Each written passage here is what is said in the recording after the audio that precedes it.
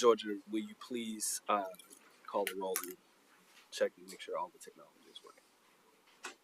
Yes. Counselor Nolan, Good morning. Glad to be here. Counselor Rosenthal, Good morning. Counselor Lewis, Counselor Wong, Present. and Deputy Council President Simpson. Present. Today we have two excused absences, President Lynn Peterson and Counselor Juan Carlos Gonzalez. Georgia, can you please play the safety video for our in-person attendees? I'm Jason, and I'm an event production manager. Here at the Portland 5 Centers for the Arts, safety is our #1 priority, not only for our guests, but for our staff members. I'm at the Portland 5 Centers for the Arts, and you're at the Metro Regional Center. The council chambers are located on the 3rd floor. In the event of a fire or fire alarm, please exit through the door in the northeast corner of the room. Go down the stairway to the 2nd floor, exit through the main entrance by the reception desk, and gather in the courtyard outside that entrance. In the event of a medical or fire emergency, please call 911 and notify the security agent at the reception desk. The nearest defibrillator is mounted on the steps leading from the reception desk down to Grand Avenue. Thank you, and come visit us at Portland 5. Thank you. I will now open public communications on non-agenda items. Georgia, will you please describe to the audience our procedures that will be used for public communication portions of the meeting? If anyone wishes to testify on non-agenda items, now is the time to do so. Public testimony will be limited to 3 minutes. I will manage the timer to go off at the 3-minute mark. If you have not already signed up to speak, you can do so now. If you are joining us on Zoom, you can sign up to testify by raising your hand on Zoom. Depending on your version of Zoom, the raise hand function has its own tab or is located within the reactions tab. Those calling in can raise their hands by dialing *9. As a reminder, you do not need to give your physical address. However, please introduce yourself for the record before testifying. Okay. Oh, and if you're joining us in person, you can sign up by filling out one of the blue cards in the back of the room and bringing it up to me. Thank you. Seeing no testimony, I'll move to our consent agenda. Today's consent agenda consists of 3 items.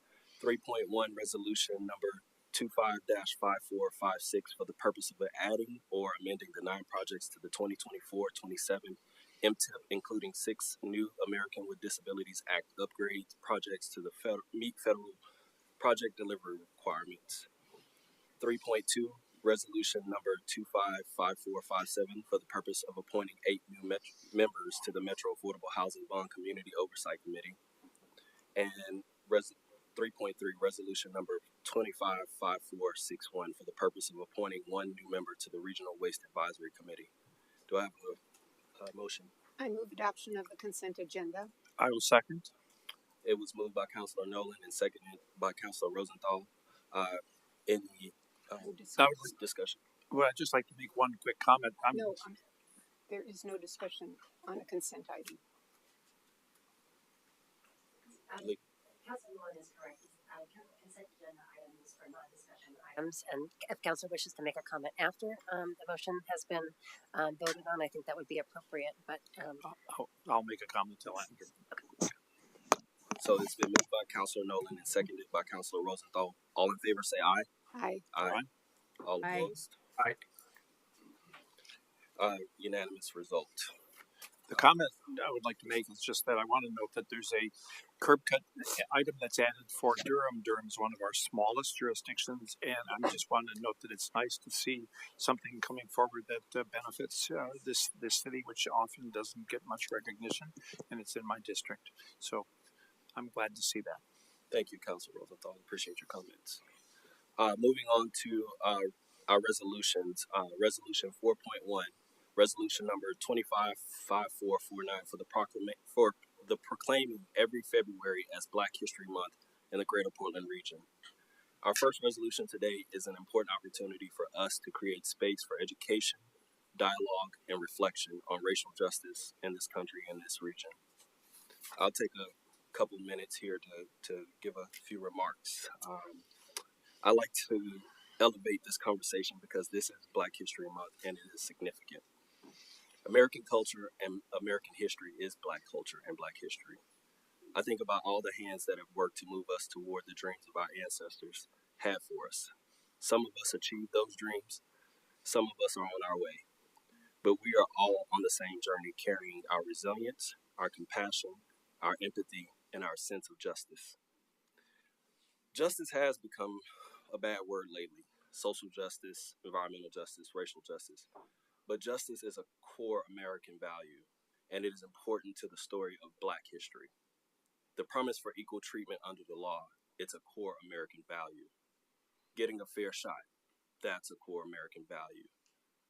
And that's the heart of justice. I've been hearing a lot about meritocracy lately. I guess it's meritocracy where unelected billionaires give literal teenagers power over millions of people.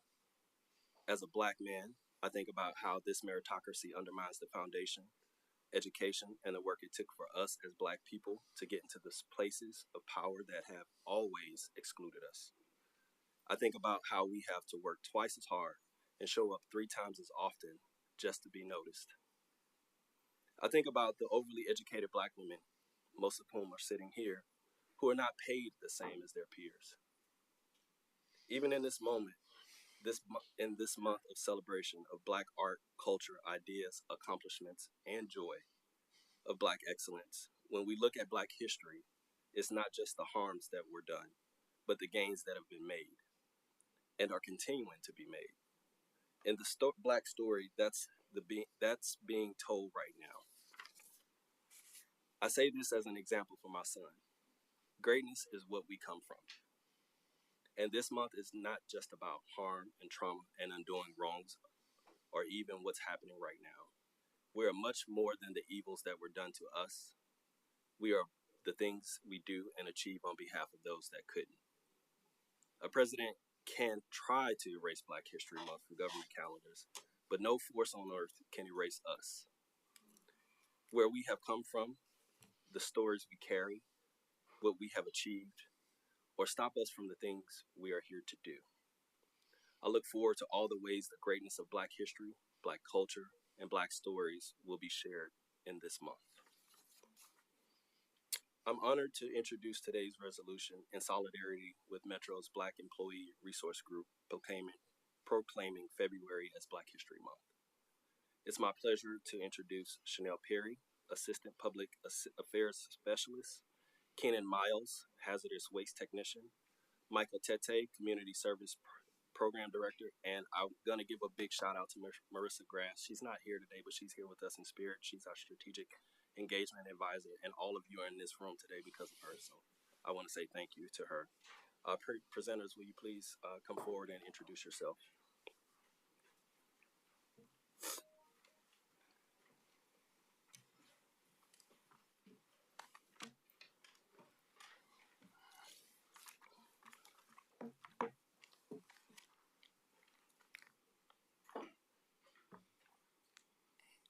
Floor's yours. Could the people in the back please pull up the slides? Thank you. Thank y'all for being here today. It's good to see you. Next slide. Good morning, Metro counselors. My name is Chanel Perry. I work in the communications department on the brand and inclusive design team. I also have the pleasure of serving as one of the co-chairs for the Black Employee Resource Group. Next slide. The National 2025 theme for Black History Month, African Americans in Labor, focuses on the various and profound ways that labor, free and unfree, skilled and unskilled, vocational and voluntary, intersect with the collective experiences of Black people in the United States. Next slide. Here at Metro, our Black Employee Resource Group provides a space for Black employees to foster connection and develop professional skills. The space we create for our members offers more than connection to each other. It offers a connection to a rich history of empowerment, opportunity, and public service. Our work amplifies the capacity of Metro to meet the needs of our region. Next slide. 2025 marks the 100-year anniversary of the creation of the Brotherhood of the Sleeping Car, Porters, and Maids. This effort was led by labor organizer and civil rights activist A. Philip Randolph. This group of workers was the first Black union to receive a charter in the American Federation of Labor. Next slide. Dr. Martin Luther King Jr. incorporated the priorities outlined by Randolph in the 1963 March on Washington. These economic justice imperatives formed the foundation of the Poor People's Campaign, which was established in 1967. Last month, the Black ERG invited all Metro employees to 2 separate screenings of the film, The March at 60, a previously unreleased documentary about the 1963 March on Washington for Jobs and Freedom. The march culminated with Dr. King Jr.'s speech, I Have a Dream. Next slide. Today, you'll hear from our members about how labor relates to personal and community freedom, in what ways their work experiences have had a positive impact on their family and community, and the connection between having a job, creating opportunities, and achieving freedom. Next slide.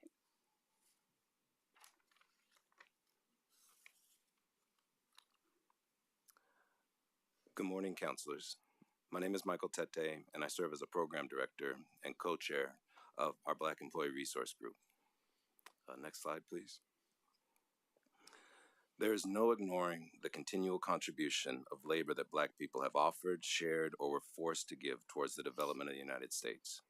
In fact, even before the United States officially recognized the full rights of Black Americans, those in power sought to exploit Africans for our ability to improve the world around us. Despite the foundational and intimate role Black people have played in the development of this country, we've been treated as inferior at both the micro and macro levels, have been continually forced to justify our humanity. From lynchings in the street to the destruction of our neighborhoods, we have continued to not only persevere, but to thrive. We continue to love, care for one another, create, write, and dream. Dream of a better future for generations to come. The vulnerability caused by violence and disinvestment over generations has historically been amplified by public agencies who have intentionally targeted and harmed Black communities. From racial redlining to building housing on floodplains, from government displacement to urban renewal, Black communities have been intertwined with the discipline of urban planning, but almost always been excluded from the tables that inform those plans. Despite this often painful history, we must also acknowledge the ways in which Black communities have fought and achieved progress over time. From grassroots organizing to policy advocacy, Black people across this region have continuously challenged exclusionary planning practices and reclaimed space to build community. Efforts such as the 1993 Albina Community Plan sought to mitigate past harms, while initiatives like the Portland Community Reinvestment Fund work to provide economic support for displaced residents. As our ancestors would have dreamt, we have indeed reached new heights. And Metro continues to emerge as a leading partner in its commitment to programs and policies seeking to elevate not only Black people, but all communities that have been historically marginalized. However, this work is far from done, and today it is as important as ever. Our community is activated like never before. The Albina Vision is the largest restorative redevelopment effort in the entire country. And for over 15 years, organizations like Imagine Black have been helping us grow a resilient and thriving community. But acknowledging the past is only meaningful if it informs the actions that we take today. As we move forward, we must continue to dismantle exclusionary systems, amplify Black voices in decision-making spaces, and invest in communities that have given so much, yet received so little in return. True equity requires more than words. It demands action, accountability, and a relentless commitment to justice. I urge each of us here today to not only reflect on the role that Black labor has played in shaping this region, but also to ask yourselves, what will you do to ensure that Black people have a rightful place in shaping its future? Next slide, please.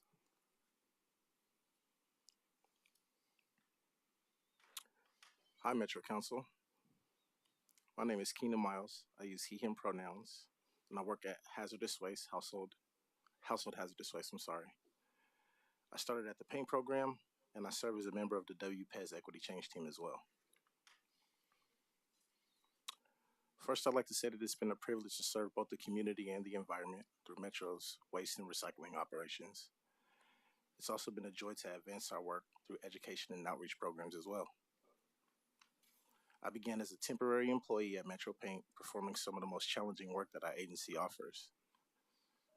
Through that experience, I gained a deep understanding of the values of our agency by working alongside a culturally diverse group of non-union, non-Metro represented employees, some of whom we classified as temporary or contracted for nearly 10 years.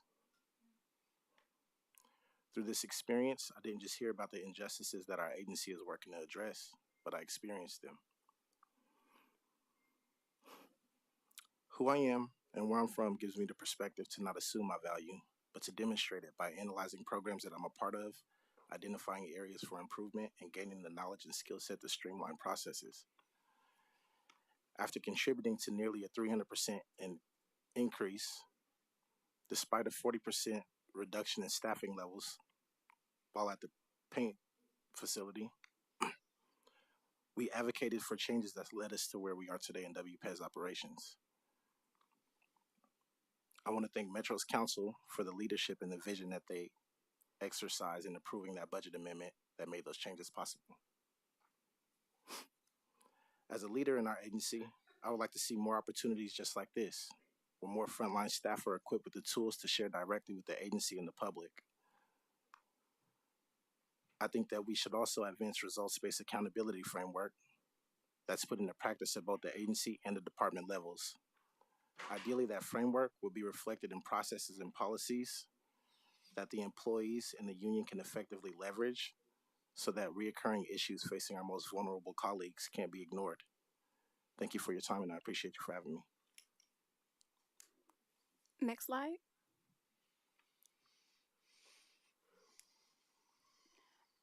Next slide. To quote Stacey Abrams, economic security and economic freedom are the pillars of justice. A job is not just a paycheck, but a pathway to dignity and opportunity. We want to ensure that labor is more than survival. That ability to sustain our energy in stable and supportive jobs allows us to pour back into our communities. We are asking ourselves, what does it mean to look back, but also to look ahead? How can we set the table as new folks join Metro today and into the future? Next slide, please. Well, on behalf of our Black Employee Resource Group, we'd like to thank the Office of Counselor Simpson for sponsoring this Black History Month proclamation. And further, I want to be sure to invite everyone that's joining us today and those that may not be with us today to join us in celebrating Black history, not just today, but all February long. Thank you. Thank you. I really appreciate y'all's work. I know, listen, get to the art museum, somebody pulled me to the side and said, get over here, because y'all got some good work going on there too. But thank you, Keenan, for your frontline work. I think oftentimes frontline workers are not elevated or talked to or talked about often, but y'all are what keep us going. So I appreciate the work that you do, and thank you. I appreciate you taking time out to come out and share some words with us. So thank you. Are there any questions, counselors? Comments? I might. Please. Thank you, Mr. Chair. I want to thank the three presenters for getting over some stage fright to come share your life and your history and your your values with us. Thank you, Keenan and Michael. I also want to thank everyone else who's in the room.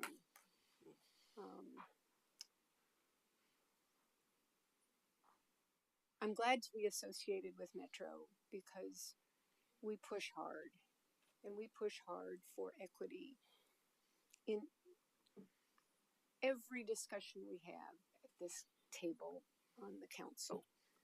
We ask our program directors and presenters and our partners from other local governments how a proposal would advance our course toward racial justice, racial equity.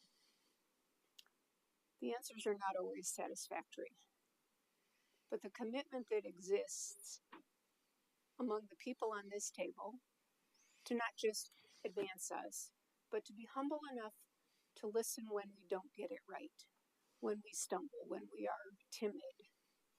And I want to thank you and invite you to continue sharing that feedback with us. We do have work to do yet, Michael, a lot of it. And together we are facing a challenge that scares a lot of people in this room from our own federal government. I'm one of the people scared by that. My son is in direct danger. So I want to share with you that I am with you. I want to follow. I know this is not a space in which I should be leading, but I am a follower and an advocate. So tell me what I need to do.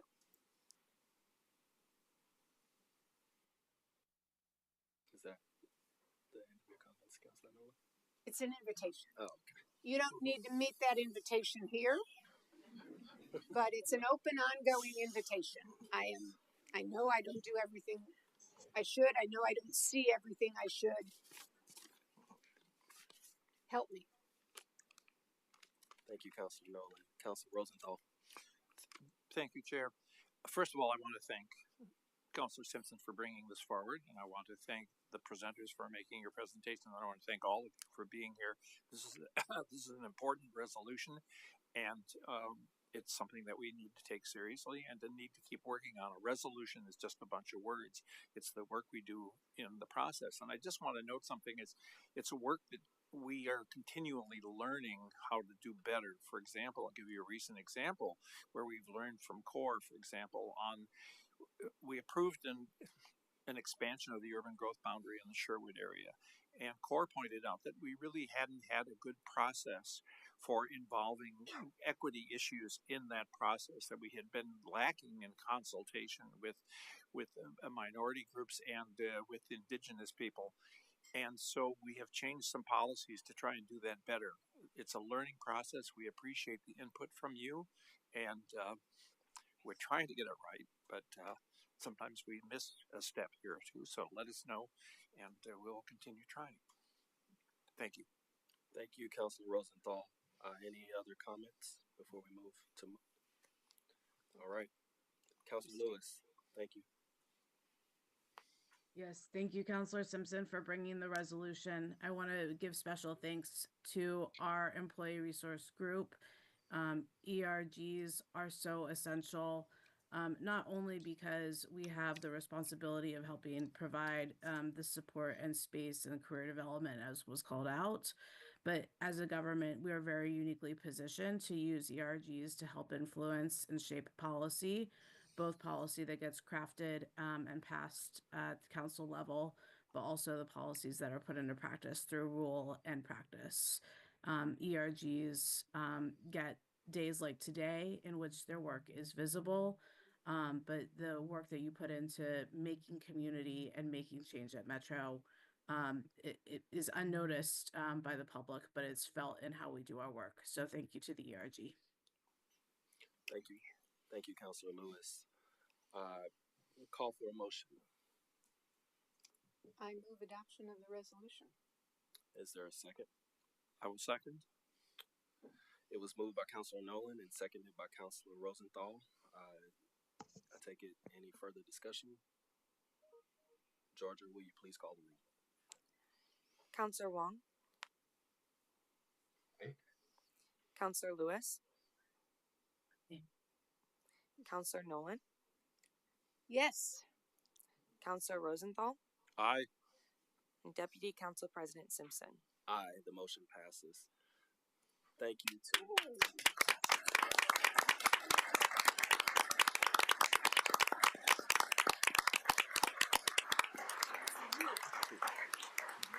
I want to thank everybody here in the council chambers for taking time out to come here and support this work. And I want to thank our presenters and our counselors for making sure that we codify and make sure that we honor Black History Month from this point forward. So thank you. Thanks. Thank you. Absolutely. Moving on.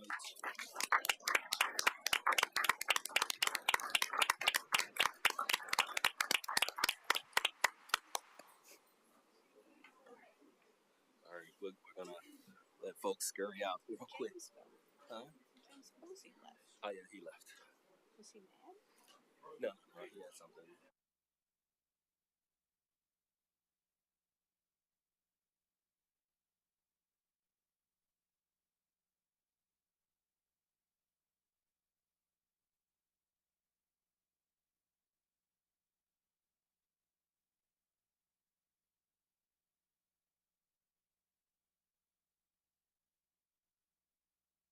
On to resolution number. Oh,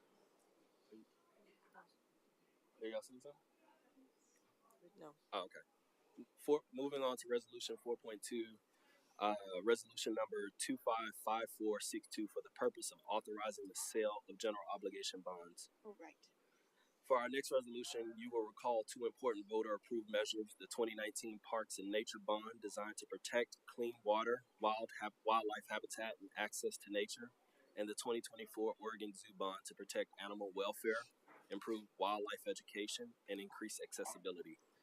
To continue our commitments to voters and community in delivering these important community investments, we will consider today authorizing the issuance of bond funds in accordance with the ballot measures.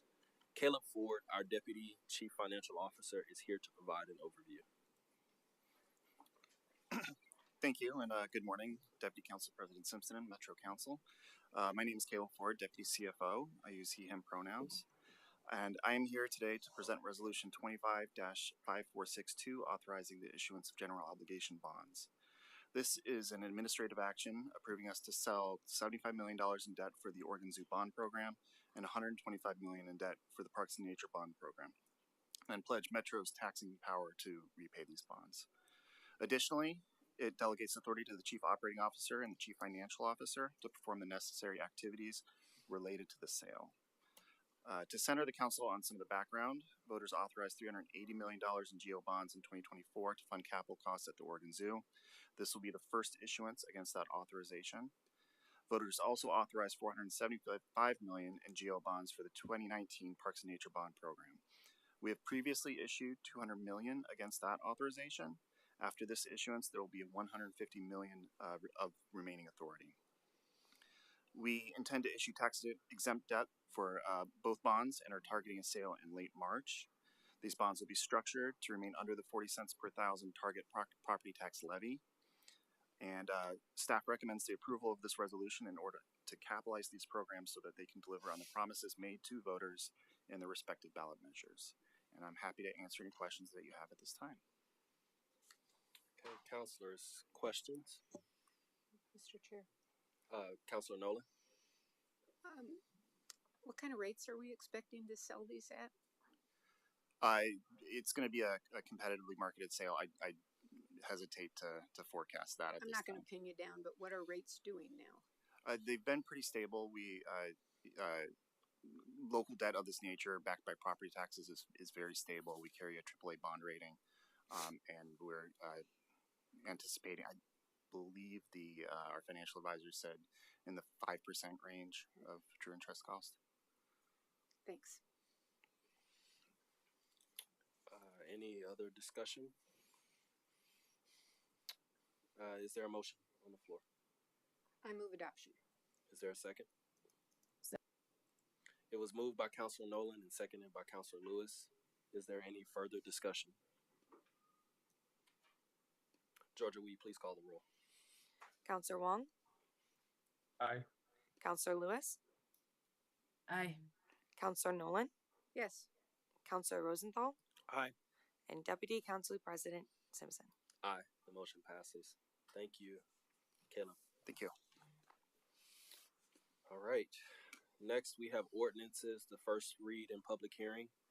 We first have a first reading and public hearing on one ordinance today. That ordinance is number 25-1527 for the purpose of annexing to the Metro District approximately 5.46 acres in Hillsborough along Northwest West Union Road, east of Northwest Helvetia. I think I got that right. Helvetia Road. Thank you, Councilor Nolan. I would like to ask Metro Attorney Carrie McLaren to please read the procedural requirements for this portion of the meeting. Thank you, Deputy President Simpson. Because this annexation involves a land use application that requires a quasi-judicial hearing, there are some additional procedural requirements to be addressed. First, council members must declare a conflict of interest or ex parte contact prior to the staff presentation. If a councilor has a conflict of interest, they are not allowed to participate in the council discussion or vote on the application. If a councilor has had an ex parte contact, they must declare the substance of it on the record, and it is subject to rebuttal. Discussions with Metro staff are not considered ex parte contacts. Councilors will be asked to declare any conflict of interest or an ex parte contact after I describe additional procedural requirements. For quasi-judicial hearings of this type, Oregon land use statutes require the following statement of required procedures. Under Section 3.09.070 of the Metro Code, this type of annexation into the Metro District boundary must be initiated by petition, which must be reviewed and acted upon by council following a public hearing. Public testimony at this hearing should only address the applicable approval criteria.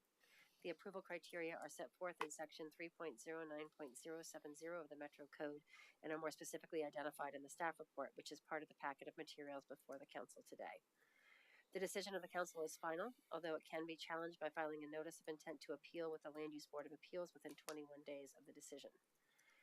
If any person fails to raise an issue in person during the hearing or by letter, or fails to provide sufficient evidence to allow the council to respond to an issue, that may not be the basis for an appeal to LUBA. Failure of the applicant to raise constitutional or other issues relating to proposed conditions of approval with sufficient specificity to give the council an opportunity to respond to the issues precludes an action for damages in circuit court under ORS 197.796. As to the hearing procedures, first, Metro staff will present a short report.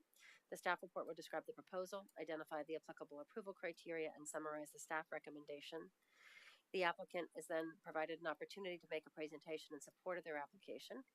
And following the applicant's presentation, other persons in support will be given the opportunity to speak. Opponents of the application, if any, will then have the opportunity to speak, and the applicant may rebut the testimony from opponents. Public testimony will then be closed. After the record is closed to all parties, council members may discuss the request and ask questions of staff. A council vote will not be held until after the second reading. This hearing is part of the official record. In testimony, please speak specifically about this application and how the criteria relate to the request. Please submit a copy of any written testimony, and we will maintain that as part of the record. That's all. Thank you, Carrie, or Ms. McLaren, sorry. The case matter being reviewed is proposed ordinance number 25-1527 for the purpose of annexing to the Metro District approximately 5.46 acres in Hillsborough along Northwest West Union Road, east of Northwest Helvetia Road. Do any council members have ex parte contacts to disclose at this time? No. Do any councilors have a conflict of interest to declare? Negative. No. I will now call on Senior Regional Planner Glenn Hamburg to introduce the ordinance. No pen today. There we Just go. bring a couple just for backup. Good morning, Deputy Council President Simpson and Councilors. Glenn Hamburg, Senior Regional Planner, and I use he, him pronouns. As is stated a couple of times, the proposal before you this morning is to annex approximately 5.46 acres of land in Hillsborough to the Metro District boundary. That territory is along the south side of Northwest West Union Road, approximately a 1/3 of a mile east of Northwest Helvetia Road. The criteria for annexation to the Metro District boundary are in Metro Code subsection 309070 sub E, which are that the territory be in the UGB, the territory be subject to measures that prevent its urbanization until it's annexed to a city or to necessary service districts, and then that the proposal be consistent with any applicable cooperative or urban service agreements that are adopted pursuant to statute. The staff report explains that the application meets all of these approval criteria. Indeed, the territory was added to the UGB back in 2004 by Metro Council Ordinance 04-1040B. The territory has already been annexed to the city of Hillsborough by local ordinance number 6483. And it's also been annexed to the Clean Water Services Service District boundary. The property now has a City of Hillsborough zoning designation of industrial sanctuary. Owners of the subject territory have consented to the proposed annexation to Metro. Notice of the proposal has been published in the Oregonian, posted on site, and mailed to owners of nearby property and to other interested parties, and we've received no comments on the proposal. Therefore, staff recommends approval of this ordinance, but I'm happy to answer any questions you might have. Thank you, Glenn. Any questions, counselors? Nope. Seeing no questions, I will now open the public hearing on ordinance number 251527. Georgia, will you please describe to the audience our procedures for the public hearing?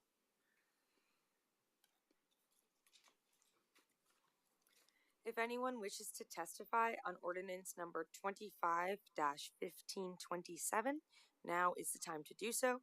Public testimony will be limited to 3 minutes. I'll manage a timer to go off at the 3-minute mark. If you have not already signed up to speak, you can do so now. If you are joining us on Zoom, you can sign up to testify by raising your hand on Zoom. Depending on your version of Zoom, the raise hand function has its own tab or is located within the reactions tab. Those calling in can raise their hands by dialing *9. If you are joining us in person, you can sign up by filling out one of the blue cards in the back of the room and bringing it up to me. For those joining us on Zoom, I will promote you to a full panelist when it is your turn to testify. I will call in your name or phone number when it is your turn to testify, and a window will appear asking you to accept being promoted to a panelist. Once you click accept, your Zoom window will close for just a brief moment before you rejoin as a panelist, where you will be able to turn on your camera if you like. As a reminder, you do not need to give your physical address. However, please introduce yourself for the record before testifying. And Deputy Council President Simpson, I do not see anyone in the audience nor online. All right. Thank you, Georgia. Seeing no testimony, I will close the public hearing. The second reading for council consideration and vote are scheduled for February 27th, 2025. Thank you all. Well done. All right, moving on to Chief Operating Officer Communications. Thank you, Deputy Council President Simpson. Today, I just wanted to really appreciate all our Metro employees. I know that there's been a lot out in community, a lot of news that has been distressing. And I'm just really grateful that folks are showing up. They're getting the work done. They're continuing to serve our community and, make sure that folks and each other are supported. And I didn't want to let that go unmentioned. I think, a lot of times when big things are happening out in the world, we just keep going. And I think it's important to acknowledge that we're all going, and our folks are going under very difficult circumstances. Thank you, Marisa. Council Communications, do we have any today? All right, it's a quiet room today. All right, so seeing no further discussion, the council meeting is adjourned. Our next regular scheduled meeting is on Tuesday, February 18th, 2025 at 10:30. Thank you.